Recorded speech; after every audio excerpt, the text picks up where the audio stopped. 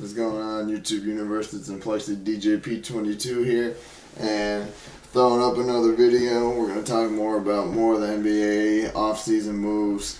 Kawhi getting traded to Toronto, DeMar DeRozan getting traded to San Antonio, obviously. You know, Boogie going to Golden State, and Melo getting traded finally away by the Hawks and going to the Rockets. So we'll start with the Kawhi trade. Again, you know, kind of saw this coming. I think everybody did. He just didn't want to be, I guess he just didn't want to be the top dog in San Antonio. And he was just ready to move on. I think he felt, you know, he came out and said he felt betrayed by the organization just because of the comments from teammates and a little bit from Greg Popovich. So they tried to repair the relationship. Guess it didn't work. So they found a suitor. Now, I figured it wouldn't be a West Coast team because that's how Popovich works. He's not going to help the competition. So I figured it would be somewhere more along the lines of like a lower Eastern Conference team. You know, probably not Orlando or anything. Maybe Brooklyn just because of some young talent or some picks. But, you know, overall, Toronto wasn't a bad idea. And they trade Kawhi and Danny Green and get DeMar DeRozan, a nice young backup center, and I believe a draft pick. So, I mean, the win-lose, everyone started talking about it at first. It's kind of died down a little bit now, but there's really no loser in this trade. There's no winner. Obviously, Toronto, in a sense, is the winner because they got Kawhi Leonard, who's a superstar, stud, best two-way player in the league when healthy. He is the best two-way player in the league. You got that. Danny Green can shoot. A little inconsistent last year, but if he gets that consistency, there you go. You got a nice, solid shooting guard from him. And defense. You know, Toronto got better at defense. DeMar DeRozan's defense wasn't bad, but, you know, they get I feel they go from here defensively to up here.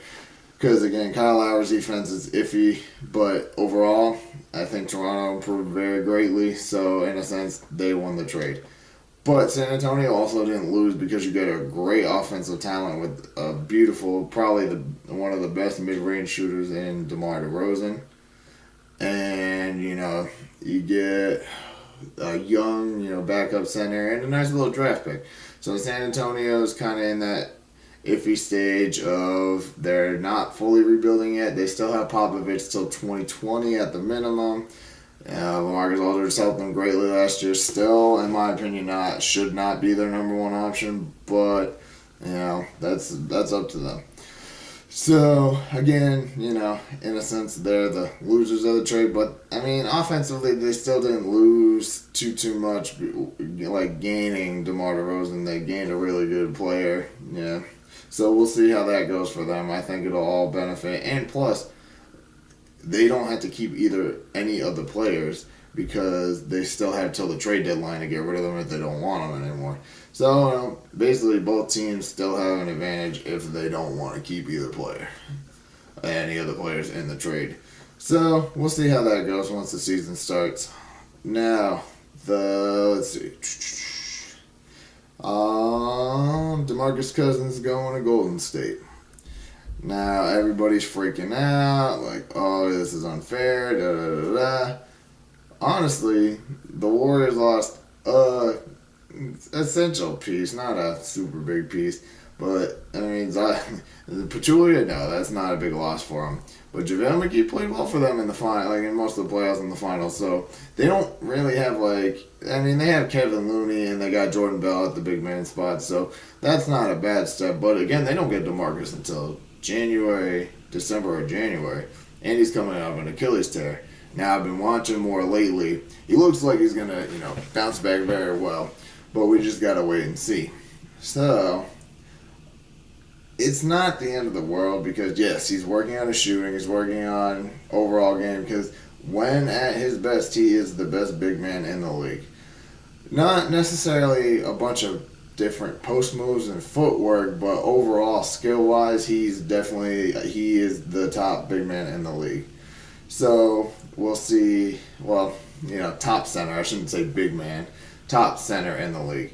But again, you just got to see how he translates into this offense. We got to see how he bounces back from this injury. You got to see how they do throughout the season, because they can do 1, 2, 3, or 4 and still do well in the playoffs. So we'll just see how that goes once he gets healthy. So people got to relax, because he's not even back until January. So relax, take the time to really wait and see what happens, and we'll go from there.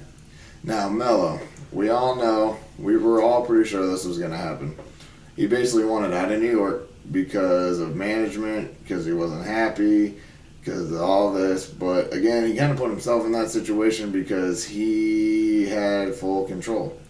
But, Phil Jackson wasn't the best manager, wasn't the best team president of basketball operations. So, kind of screwed him a little bit, and the Knicks set him back a couple of years of some signings. But, they still got Porzingis, and Porzingis is a beast. And they're still talking about getting, Kyrie and Durant. So, we'll see how that goes next year, because New York could have a decent free agency period next year. But, so, got traded to Oklahoma last year. Not probably his preferred destination, but again, he got to choose. So that's what he chose last year. Didn't fully work out. They could have been better than they should have, but it got bounced out of the first round by a young, up-and-coming, unexpected Utah Jazz team with Rudy Gobert and Donovan Mitchell. Don't forget Joe Ingles, Derek Favors, Sharif O'Neal. You just got a whole bunch of nice, and Ricky Rubio did really well for them this year. He improved greatly from his Minnesota days, which is only at this point 2 years ago. So he was a good key for them. Just overall, that team did a lot better than expected. So off season, Melo opts in to stay with the Thunder. Paul George gets. Paul George re-signs with them because of his relationship with Russell, loving the city and everything. So I think ultimately that's what led the Thunder, and taxes and all that, but that's what led the Thunder to ultimately saying, okay, we're not keeping Melo anymore. And because he kept saying he wasn't going to come off the bench. A different story. So he finally got what he wanted. He got traded to the Hawks. Hawks waived him right away, and then he ultimately signed with Houston.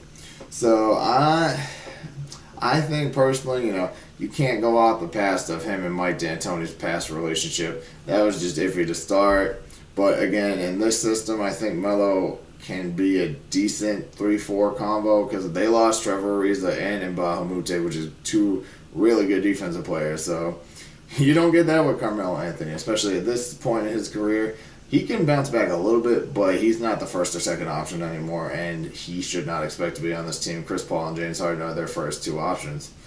So Melo can be a decent, they could probably start him at the 3, but we'll see what happens. Because they could ultimately do Chris Paul, James Harden, Carmelo Anthony, PJ Tucker, and Clint Capella. That'd be a decent starting 5. You still got Gerald Green. Let's see who else. Ryan Anderson still can give you a nice couple of 3-pointers here and there. He's not a bad player. Eric Gordon is still, he's still that role player that they've needed him for. So, they still got key players on their bench. So we'll just see how they do. But I think overall the Melo experiment in Houston, it'll work out. But we'll just see how they do because he definitely needs to He needs to show stats that don't show up on the sheet. Like, that was the issue most of last season was he didn't show any hustle stats. He had dead stats. Even in the playoffs, he was just dead stats. So, we'll see what happens again when the season starts. So, again, the Kawhi trade, Boogie to Golden State, and Melo to Houston. So, comment, tell me what you think about this video. Go ahead, like and subscribe to the channel. Like the video, subscribe to the channel. All of us, check out the whole Complexity Gaming team. We're up on the rise, man. We're coming up. We're building our brand. We're getting up there. So just keep checking us out every day. Instagram, Facebook, Snapchat, here, YouTube, Twitch on PS4. You don't even need a PS4 to check it out. Just download the Twitch app and find us on there. Alright, that's all for now. Complexity DJP22 out.